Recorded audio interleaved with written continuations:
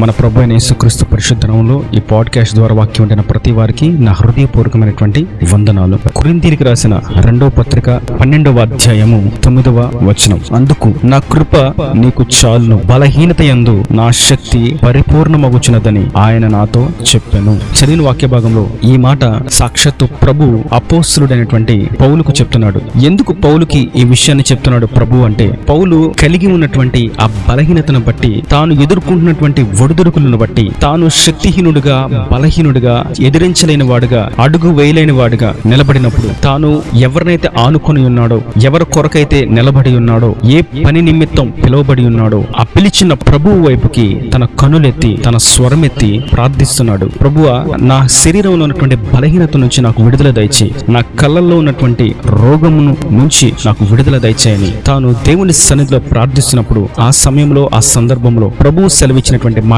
ఈ మాట, నా కృప నీకు చాలును, బలహీనత యందు నా శక్తి పరిపూర్ణమగుచున్నది. నీ కలిగినటువంటి బలహీనతను బట్టి, నీ కలిగిన దుఃఖాన్ని బట్టి, అవమానమును బట్టి, నిందలను బట్టి, ఉపద్రవను బట్టి, వస్త్రహీనతను బట్టి, కరువును బట్టి, ఖడ్గమును బట్టి దుఃఖిస్తూ విలపిస్తూ నిలిచిపోక, నీకు ఆ సమయంలో రెట్టింపు బలమును, రెట్టింపు శక్తిని, రెట్టింపు కృపను నేను ఇస్తున్నాను అన్న సంగతి నీవు జ్ఞప్తికి తెచ్చుకొని నీవు పని సాగించు, కొనసాగించు, నిలిచిపోకు అని అపోస్తలుడైనటువంటి పౌలుతో చెప్తున్నట్లుగానే ప్రభువు నేటి దినాన ఈ వాక్యం వింటున్న నీతోను మీతోను మనందరితో చెప్తున్నారు. బలహీనతలో మనము చేయలేనటువంటి క్రియలు ఎదుట, మనం జయించలేనటువంటి పరిస్థితుల ఎదుట, మన స్థాహతకు మించి, మన స్తోమతకు మించినటువంటి కార్యాల ఎదుట మనము నిలిచిపోక, మనకు శక్తికి మించినటువంటి ప్రయాస, శక్తికి మించినటువంటి పని, శక్తికి మించినటువంటి భారం, శక్తికి మించినటువంటి ప్రయాణము ఉన్నప్పుడు ఆయన మన బలహీనతలో ఆయన పరిపూర్ణమైనటువంటి శక్తిని మనకు అనుగ్రహించి నడిపిస్తాడు అనేది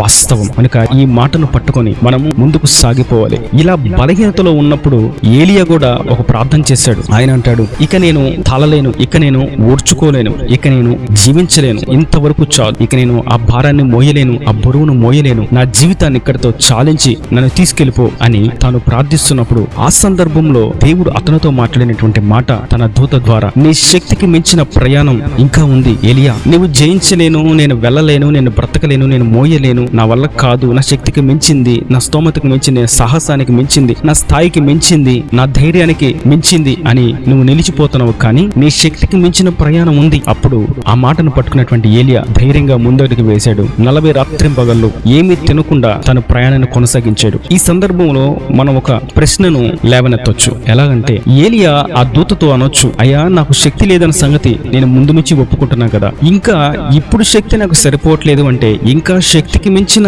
పని ప్రయాణం ఉందని నీవు చెప్తున్నావే, నేను ఏ విధంగా చేయగలను అని ఒకవేళ ఏలియా అడిగే ఉండుంటాడు. ఆ సందర్భంలో ప్రభు ఇదే మాట సెలవిచ్చుంటాడు, ఏలియా నువ్వెప్పుడైతే బలహీనుడువో, ఎప్పుడైతే నేను చేయలేను అనుకుంటావో, ఎప్పుడైతే నా వల్ల కాదు అనుకుంటావో, నువ్వు గుర్తుపెట్టుకో, నేను నీతో ఉన్నాను, నీ శక్తికి మించిన ప్రయాణాన్ని నేను జరిగిస్తాను, నువ్వు చేయలేనటువంటి పనిని నేను జరిగిస్తాను, నువ్వు దాటలేని తీరాలను నేను దాటిస్తాను, నువ్వు ఎక్కలేని ఎత్తైన శిఖరాలను నేను ఎక్కిస్తాను అని ఏలియాకు వెన్ను తట్టి తన వెన్నంటుండి ఆయన నడిపించాడు. ఆ మరణమును రుచి చూడకుండానే ఏలియాని దేవుడు పరలోకానికి కొనుపోయాడు. అయితే నేటి దినాన ఈ బలహీనతల యందు, మన శక్తికి మించినటువంటి స్థితుల యందు, పరిస్థితుల యందు మనం ఆయన కృపను బట్టి, ఆయన శక్తిని బట్టి ధైర్యము తెచ్చుకోవాలి. మొట్టమొదటి విషయం, ఆయన చెప్పిన మాటను పట్టుకొని మనం నిలబడాలి, ముందుకు సాగాలి. మరియు ఆ కృపను బట్టి, ఆ శక్తిని బట్టి మనము చేయవలసినటువంటి 2 ప్రక్రియలు ఇక్కడ ఉన్నాయి. వాటిని మనం చూసినట్లయితే కొరింథీయులకు రాసిన 2వ పత్రిక 12వ అధ్యాయము 10వ వచనం, నేనెప్పుడు బలహీనుడను అప్పుడే బలవంతుడను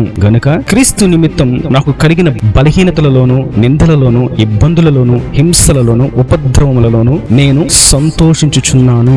అంటే మనకు కలిగినటువంటి బలహీనతను బట్టి, అది శారీరకంగా గాని, ఆత్మీయంగా గాని, అన్ని కోణాల్లో, ఏ కోణమైనా సరే వాటిని బట్టి మనం సంతోషించాలి. నీ వల్ల కాదు, నేను ముందే చెప్పాను కదా, నీ చేత కాదు, నేను ముందే చెప్పా కదా, ఇది నీ జ్ఞానానికి సరిపోయింది కదా, నీకు ముందే చెప్పాను కదా, ఇది నీవు అనుకున్నంత ఈజీ కాదు, సులువు కాదు అని నేను ముందే చెప్పాను కదా అని అంటూ ఉంటే జనులు, ఆ బలహీనతలో, ఆ నిందలలో, ఆ ఓటమి మధ్యలో మనము చేయవలసింది ఏంటంటే సంతోషించాలి. ఇలా చేస్తే ఇటువంటి రోగం వచ్చింది, ఇలా ఉపవాసం ఉంటే నీకు బలహీనత వస్తుంది, ఇట్లా నువ్వు ప్రార్థిస్తే నీకు నొప్పులు వస్తాయి, కాళ్ళు నొప్పులు వస్తాయి, ఇట్లా నువ్వు దేవుని కొరకు అడుగు వేస్తే నీ కుటుంబీకులు నీకు కులంలో నుంచి, నీ మతంలో నుంచి, నీ బంధుత్వం నుంచి నిన్ను వెలివేస్తారు, ఇటువంటి ఇబ్బందులు వస్తాయని ముందే చెప్పాను కదా, నీకు ఇలా చేస్తే నీకు నిందలు వస్తాయని ముందే చెప్పాను కదా అని అంటూ ఇవన్నీ మాట్లాడుతున్నప్పుడు మనము చేయవలసింది ఒకటే, సంతోషించాలి. ఆ సందర్భంలో మన హృదయాన్ని ఆ మాటలు గుచ్చుకున్న ఆ సందర్భంలో మన గుండె జారినట్టు ఉన్న, మనసు మండిపోతూ ఉన్న, మనము చేయవలసింది ఒకటే, సంతోషించాలి. కారణం ఏంటంటే అక్కడ ఆ సందర్భంలో ఆ సమయంలో దేవుడు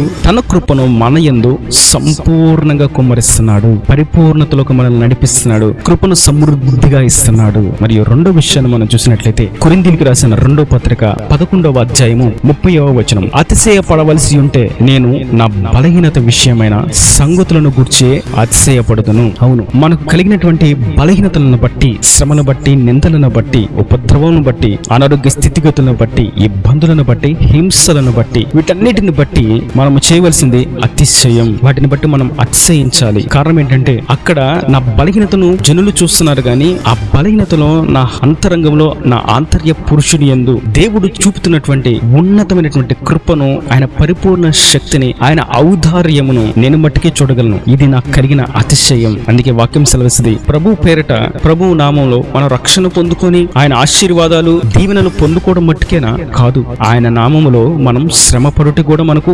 అనుగ్రహించబడింది. కారణం ఏంటంటే ఆయన శక్తి పరిపూర్ణంగా, ఆయన కృప పరిపూర్ణంగా మనకు అనుగ్రహించబడుతుంది. బలహీనతలో మనకి బలాన్ని చేకూరుస్తుంది, గొప్ప నూతన ఉజ్జీవాన్ని, బలమును కలుగు చేస్తుంది. కనుక నేటి దినాన మనం గుర్తించవలసింది, మన బలహీనతల యందు మనం సంతోషించాలి, 2 అతిశయించాలి. సంతోషానికి అతిశయానికి ఒక చిన్న వ్యత్యాసాన్ని మనం గుర్తించాలంటే, మనం ఏదైనా ఒక వస్తువును కొనుక్కున్నప్పుడు అది మనకు సంతోషాన్ని ఇస్తుంది, దాన్ని మనం దాచుకుంటాం, మనం వాడుకుంటాం. కానీ ఆ వస్తువు కొనుక్కొని వాడుకునే దగ్గర ఏ మనిషి ఆగిపోడు, నిలిచిపోడు. ఖచ్చితంగా ఆ యొక్క వస్తువును ఇతరులకు చూపిస్తాడు. ఇదిగో నేను ఒక వస్తువును తీసుకున్నాను, ఇదిగో నేను ఒక పదార్థాన్ని కొనుక్కున్నాను, ఇదిగో నేను ఒక గృహమును కొనుక్కున్నాను, ఇదిగో నేను ఒక వాహనాన్ని కొనుక్కున్నాను, ఇదిగో నేను ఒక ఉద్యోగాన్ని సంపాదించుకున్నాను, ఇదిగో నేను ఒక వ్యాపారాన్ని ప్రారంభించాను అని సంతోషాన్ని ఇతరులతో పంచుకుంటాడు. ఇది అతిశయంలో ఒక భాగం. తనకు కలిగిన దాన్ని బట్టి సంతోషం తనలో దాచుకోకుండా ఇతరులతో కూడా, ఇదిగో నాకు కలిగింది, మీ మట్టికే మీరు కొనుక్కున్నారు అనుకుంటున్నారు, మీ మట్టికే అది కలిగి ఉంది అనుకుంటున్నారు, కానీ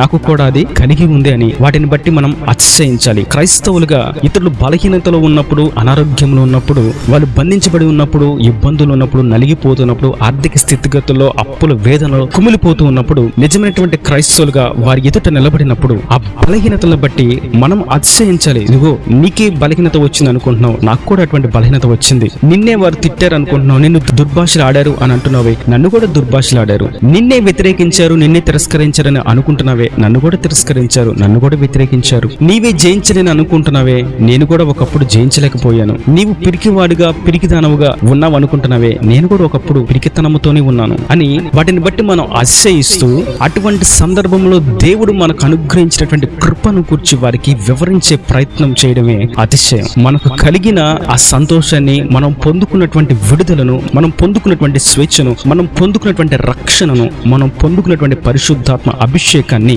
మనలోనే దాచుకోక ఇతరులకు దాన్ని వ్యక్తపరుస్తూ ఉండడమే అతిశయం. ఈ అతిశయం ఎలా వచ్చిందంటే బలహీనతలో నుండి వచ్చింది. ఈ సంతోషం ఎలా వచ్చిందంటే బలహీనతలో నుండి వచ్చింది. అందరికీ అది బలహీనతగా కనిపిస్తూ ఉంటుంది, కానీ ఆ పొందుకున్న వ్యక్తికి, ఆంతర్య పురుషునికి లోపల జరిగేటువంటి ప్రక్రియ సంతోషాన్ని, అతిశయాన్ని కలిగిస్తుంది. అది పరిశుద్ధాత్మ యొక్క క్రియ. కనుక నేటి దినాన ఈ వాక్యం మీతోనూ మనందరితో ప్రభువు స్పష్టంగా సెలవిస్తుంది, బలహీనతలో కుమిలిపోక, కృంగిపోక, ఆ బలహీనతలో నుండి నిన్ను విడిపించగలిగినటువంటి నా వైపు నేను చూసినట్లయితే నీకు వాటి యందు సంతోషాన్ని కలిగిస్తాను మరియు అతిశయాన్ని ఇస్తాను. కనుక ఆయన వైపు చూద్దాం. మన బలహీనతలో నుండి దాటించగలిగిన, మన శక్తిహీనతలో నుండి విడిపించే శక్తిని దయచేయు ప్రభువు వైపు చూస్తూ సంతోషంతో, అతిశయంతో బలహీనతలను, సాతాను తంత్రాలను జయిస్తూ ముందుకు సాగుదముగాక, దైవ ఆశీర్వాదంలో పొందుకుందముగాక. ఈయన దేవుని మాటలు ప్రతి మన హృదయంలో నీరు కట్టి ఫలింపచేయం గాక. ఆమేన్. God bless you. తల వంచి కన్నులు మూసినట్లయితే మీ కొరకు చిన్న ప్రార్థన. ప్రేమ స్వరూపి కరుణ కటాక్షం కలిగింది నా ప్రభువా, నేటి దినాన